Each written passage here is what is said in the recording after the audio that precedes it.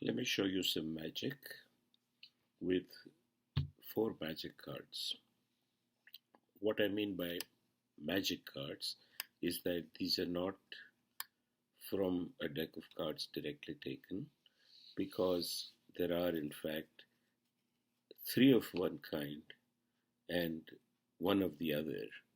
So the 3 are lay cards, and 1 of course is a royal card.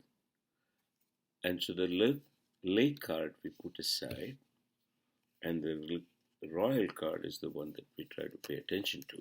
So we put it by attention, means we put it in the center and try to keep it in the center. And you know that even if we just move the other cards around it, it remains in the center.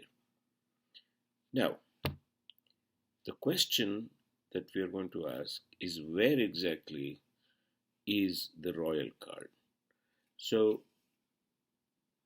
it's not on the top and it's not on the bottom, therefore obviously it's in the center. And yet, here is where magic comes. If you touch these 2, then you find that this has jumped. The lay card has come from there, and here you've got the royal card. Now, typically we don't repeat cards tricks, but I would like to, because I want to know what is happening really. So to do what we did before, we saw that the lay card if we put down, and if we take the royal card and pay attention to it as we had said, which means that we just put it in the center and pay respect to it, so to say, then what we find, or what we found last time anyway, was that the top card and the bottom card were not the royal card. So this was the royal card, we thought, and yet the magic made this back into the lay card, and there had been a hop, invisible hop, to the royal card.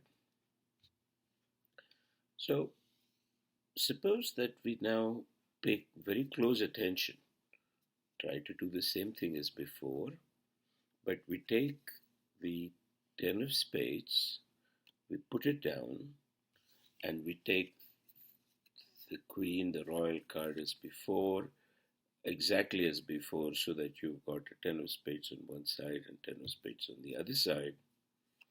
However, this time we will try to make a difference.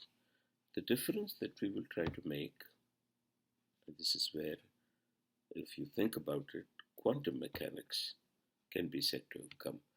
We are going to try to see whether the card that keeps hopping, it has changed or not. Now, in quantum mechanics, if you look at something with certainty, then weird things can happen in other observables. So if for sure with certainty we check and we say, it is still the lay card, then you know what happens. What I have found is that the top card, which used to be the lay card, is now the queen, and if we put it down, the bottom card, that also happens to be the queen, and believe it or not, the central card, also the queen. So just because we try to know with certainty what happened, because of quantum mechanics, we have 3 queens and 1 10 of spades.